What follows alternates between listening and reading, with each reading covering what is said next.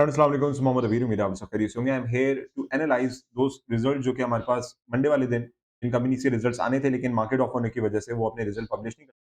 तो रिज़ल्ट को आज मैं ट्यूसडे वाले दिन बेसिकली आपके साथ डिस्कस करूँगा और देखेंगे कि उनका जो रिज़ल्ट्स पॉज़िटिव है, नेगेटिव है, तो उनका क्या इम्पैक्ट है उनकी स्टॉक प्राइस के ऊपर। और मैंने अपने चैनल पे 2 क्रूशियल वीडियोज़ बेसिकली बनाई हुई हैं, जिसके अंदर हम बोर्ड मीटिंग के जो इम्पैक्ट है, वो डिस्कस करते हैं। तो अगर आपने वो वीडियो अभी तक नहीं देखी, मेरे चैनल पे जाके तो उसको ज़रूर देखें, डिस्क्रिप्शन में उसकी लिंक होगी। इंपॉर्टेंस ऑफ बोर्ड मीटिंग्स, की पॉइंटर फॉर बिगिनर इन्वेस्टर। अभी भी बहुत सारे लोगों को मैं जानता हूँ या देखता हूँ मेरे वीडियोज़ पे कमेंट करते हैं। उनको नहीं पता होता कि कंपनीज़ के अंदर जो प्राइस मूवमेंट एकदम से फ्लक्चुएशन है, बहुत ज़्यादा बढ़ जाना या गिर जाना, तो वो क्यों होता है? तो मैं हमेशा ये चीज़ समझाता हूँ कि भाई बोर्ड मीटिंग एक ऐसी एक्टिविटी होती है जिसके रिज़ल्ट जो है वो हमारे पास उसके अंदर कोई ना कोई फाइनेंशियल रिज़ल्ट होता है, कंपनी की कोई ना कोई अनाउंसमेंट होती है, तो उसका इम्पैक्ट उसकी स्टॉक प्राइस पे पड़ता है। तो इस वीडियो को जाके देखें, इसमें तमाम पॉइंटर्स को ताकि आपको अंदाज़ा हो कि पोस्ट बोर्ड मीटिंग जो हमारे पास अनाउंसमेंट आती है, उसका क्या इम्पैक्ट उनके स्टॉक प्राइस पे होता है और क्यों होता है, किस तरीके से फिर एज़ एन इन्वेस्टर उसको हमने डील करना होता है। मंडे वाले दिन जिन कंपनीज़ की बोर्ड मीटिंग थी, उनके मैं रिज़ल्ट्स की जो एनालिसिस है कल डाल चुका हूँ, जिसमें बड़े-बड़े नाम हमारे पास एंग्लो, पाकिस्तान पेट्रोलियम, निजी खान सीमेंट जो है वो हमें नज़र आते हैं, टॉबलर्स, तारिक ग्लास, ये भी बड़े-बड़े नाम हमारे पास अवेलेबल हैं। जो कंपनीज़ हमारे पास जिनके रिज़ल्ट्स कल पब्लिश नहीं हुए थे, उनके रिज़ल्ट्स आज पब्लिश हुए हैं और हम देख सकते हैं कि मार्केट के अंदर वॉलेटिलिटी है। TPLP is one of them. OGDC का रिज़ल्ट है जिसको हम आज लेटर ऑन डिस्कस करेंगे। कैप्को का रिज़ल्ट पॉज़िटिव आया, क्या आया उसको हम डिस्कस करते हैं, लेकिन आप इम्पैक्ट देख सकते हैं, 7.5% का अपर लॉक है and there are some other stocks as well. तो रिज़ल्ट सीज़न है, बहुत एहतियात रखें बिकॉज़ रिज़ल्ट सीज़न के अंदर जो है वो हमें पता है कि बहुत ज़्यादा फ्लक्चुएशन हो सकती है और फ्लक्चुएशन की वजह से जो है वो कंपनीज़ की शेयर प्राइस के अंदर बहुत ज़्यादा मूवमेंट आती है। तो अभी फ़िलहाल कोशिश ये करें कि अपनी जो इन्वेस्टमेंट या ट्रेडिंग जो भी डिसीज़न्स है, पहले उन कंपनीज़ के रिज़ल्ट देख लें जिन कंपनीज़ को आप प्रेफ़र करते हैं, जिन कंपनीज़ के अंदर आपकी इन्वेस्टमेंट होती है ताकि फिर नुकसान ना उठाएँ। मूविंग फॉरवर्ड अगर हम सबसे पहले स्टॉक की बात करें so that is TPL properties. अब हमें पता है कि इसकी जो प्रोफ़ाइल की अगर हम बात करें टीपीएल प्रॉपर्टी की, तो it belongs to the construction company. एक तरीके से हमारे पास ये मुल्क में ये इन्वेस्ट करते हैं, परचेज़ करते हैं, लैंड परचेज़ करते हैं, उसको डेवलप करते हैं, रियल एस्टेट बिल्ड करते हैं और उसको बनाने के बाद सेल करते हैं, रेंट आउट करते हैं, डिपेंडिंग कि वो क्या प्रोजेक्ट है। और पाकिस्तान में जो है वो कुछ प्रोजेक्ट्स एक ऐसे अच्छे-अच्छे प्रोजेक्ट्स हैं जो ये बना रहे हैं, लेकिन मुल्क में जो से इकोनॉमिक इश्यूज़ हैं, इकोनॉमिक पॉलिटिकल इश्यूज़ की वजह से हम देख सकते हैं कि हमारे मुल्क में जो कंस्ट्रक्शन की एक्टिविटीज़ हैं, वो भी ना होने के बराबर हैं। इसी वजह से टीपीएल प्रॉपर्टीज़ के अंदर अगर हम इसके रिज़ल्ट की बात करें, तो वो अच्छे रिज़ल्ट्स नहीं हैं और कंटीन्यूअसली लॉसेस जो है वो हमें यहाँ पे बेसिकली नज़र आ रहे हैं। ₹2.39 का लॉस है। पिछले साल सेम क्वार्टर सेकंड क्वार्टर में अगर हम बात करें जो 6 महीने की अगर हम बात करें तो उसको ₹8.56 का फ़ायदा हुआ था। लेकिन इस दफ़ा हम देख सकते हैं कि इस साल काफ़ी ज़्यादा इश्यूज़ हैं और हम जानते हैं कि क्यों? क्योंकि हमारे मुल्क में इस वक़्त इकोनॉमिक अनसर्टेनिटी है और इंटरेस्ट रेट भी बहुत हाई है मुल्क में इस वक़्त। इंडस्ट्रीज़ जो है वो काफ़ी ज़्यादा सफ़र कर रही हैं।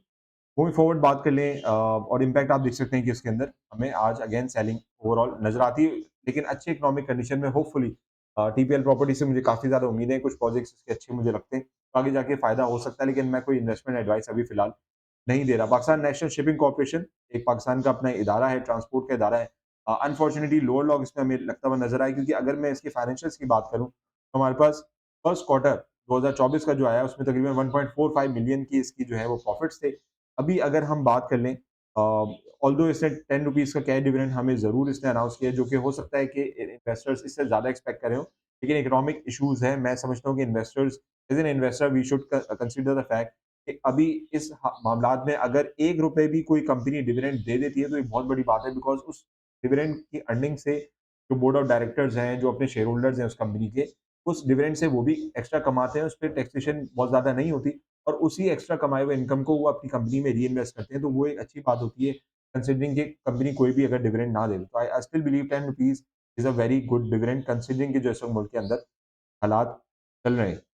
अपनी स्क्रीन के सामने जैसे कि आप देख सकते हैं, हमारे पास पाकिस्तान नेशनल शिपिंग कॉर्पोरेशन के ₹18 जो है पर शेयर हमारे पास अर्निंग आई है और अगर हम हाफ ईयरली यहाँ पे मैं बात कर रहा हूँ, अगर हम क्वार्टरली बेसिस पे बात कर लें, ₹10 17 पैसा की अर्निंग्स पर शेयर पे हमें नज़र आती है, जो कि पिछले साल से ज़्यादा है बिकॉज़ ऑब्वियसली जो ट्रांसपोर्टेशन कॉस्ट है, फ्लाइट मार्जिन्स हैं, वो हमें बढ़ते हुए इन्फ्लेशन की वजह से नज़र आ रहे हैं। यहाँ पे रेवेन्यू की अगर हम बात करें, तो पिछले साल के सेम क्वार्टर की अगर हम रेवेन्यू की बात करें, तो वो हमें कब नज़र आता है and that is because of again PKR devaluation. तो इस वजह से हम देख सकते हैं कि पाकिस्तान नेशनल शिपिंग कॉर्पोरेशन के अंदर ऑल्दो ₹10 का डिविडेंड अनाउंस है, लेकिन हमें लोड लॉक लगते हुए नज़र आ रहा है और इसी वजह से मैं आपको बार-बार ये चीज़ हाइलाइट करता हूँ, समझाता हूँ, बताता रहता हूँ कि रिज़ल्ट सीज़न पे फ़ोकस किया करें। इन वीडियोज़ को बनाने का मेन मकसद ये है, मैं अपनी कम्युनिटी को बार-बार ये चीज़ रियलाइज़ कराऊँ कि अगर रिज़ल्ट सीज़न में आपको पता ही नहीं है कि आपकी कंपनी का रिज़ल्ट आ रहा है और रिज़ल्ट आ गया, वो खराब रिज़ल्ट आ गया और शेयर प्राइस गिर गई, तो आपकी इन्वेस्टमेंट अटक जाती है। अगर अच्छा रिज़ल्ट है तो obviously it's good for your investment. Gul Ahmed की बात करें, अगेन गुल अहमद हमारे पास प्रोफाइल की अगर हम बेसिकली नज़र डाल लें, तो the company is a composite textile mill and is engaged in the manufacturing sale of textile products. Gul Ahmed holding private limited की ऑब्वियसली ये सब्सिडियरी है, जो कि हमें पता है कि हमारे मार्केट में गुल अहमद के हमारे पास प्रोडक्ट्स भी आते हैं। हमारी फीमेल्स को गुल अहमद के, खादी के प्रोडक्ट्स बहुत पसंद आते हैं, कपड़े वगैरह बनाते हैं और एक्सपोर्ट भी करते हैं। बट इस साल की अगर हम बात करें तो again for the half year की बात करें, 6 महीने की बात कर लें, तो हमें डिक्लाइनिंग अर्निंग्स नज़र आती हैं, again due to inflation and increase taxation और फाइनेंस कॉस्ट भी हम यहाँ देख सकते हैं कि काफ़ी ज़्यादा मैसिवली इंक्रीज़ 3.16 बिलियन की जो है वो फाइनेंस कॉस्ट बढ़ती हुई नज़र आ रही है। कॉस्ट ऑफ सेल्स है वो भी हमें काफ़ी नज़र आ रही है because of inflation issues in the country. और जो इकोनॉमिक इश्यूज़ हमें यहाँ पे नज़र आते हैं, तो गुल अहमद के अंदर भी हम देख सकते हैं कि आज के दिन जो शेयर प्राइस है उसके अंदर हमें डिक्लाइन नज़र आता है।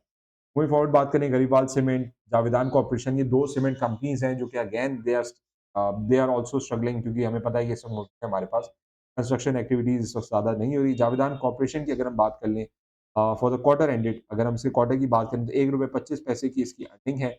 गरीवाल सीमेंट की बात कर लें तो हमें यहाँ पे 0.70 पैसा की जो है वो अर्निंग नज़र आती है, जो कि कंसिडरिंग अगर मुल्क के हालात अच्छे होते, कंस्ट्रक्शन एक्टिविटी बढ़ी हुई होती, तो सीमेंट की डिमांड ज़्यादा होती है, तो ऑब्वियसली हमारी अपनी कंपनीज़ को फ़ायदा हो रहा होता है और यही एक बहुत अनफॉर्चुनेट बात है।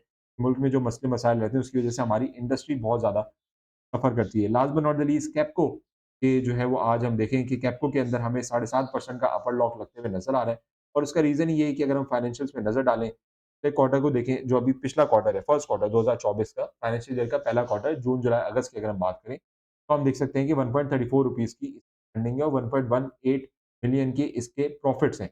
अब अगर हम कैप्को के अभी सेकंड क्वार्टर की बात करें, जो उसने पब्लिश किया हमारे पास 3 मंथ्स एंडेड, हम देख सकते हैं कि हमारे पास बहुत स्लाइटली ₹1.43 की अर्निंग ग्रोथ हमें यहाँ पे नज़र आती है और एक तरीके से जो प्रॉफिट आफ्टर टैक्सेशन है, वो भी हमें पिछले साल सेम क्वार्टर से ज़्यादा नज़र आता है। तो क्वार्टर और क्वार्टर बेसिस पे कैप्को का रिज़ल्ट अच्छा है। पिछले साल से इस साल का जो कैप्को का रिज़ल्ट है, वो भी हमें बेहतर नज़र आ रहा है और कंसिडरिंग कि इसने अपने शेयर होल्डर्स को जो है, वो तकरीबन ₹4.50 का जो है वो कैश डिविडेंड भी अनाउंस किया। तो again it's a very positive sentiment and positive result for KAPCO investor, जिनकी इन्वेस्टमेंट इस स्टॉक के अंदर रहती है, कंसिडरिंग के लॉन्ग टर्म ये डिविडेंड वगैरह देता रहे। So this was the analysis on those companies जिनके रिजल्ट हमारे पास कल आए थे मंडे वाले दिन और उनके रिजल्ट पब्लिश नहीं हुए थे।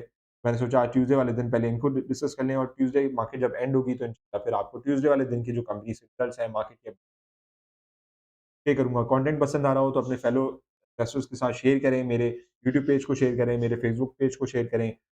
मेरी कम्युनिटी का पार्ट बनना चाहें, you have my WhatsApp number in front of your screen, मुझे कनेक्ट करें, मुझे एज़ अ गाइड बनाना चाहते हैं, ये चीज़ें personal one on one individually सीखना चाहते हैं, मेरे कोर्सेज़ लेना चाहते हैं, वो सारे एक्सपीरियंस मैं आपको देने को तैयार हूँ, but it all comes down to the fact कि आप मुझसे अगर आप जुड़ना चाहते हैं या नहीं। मिलते हैं इंशाल्लाह अपने रेगुलर वीडियोज़ के साथ।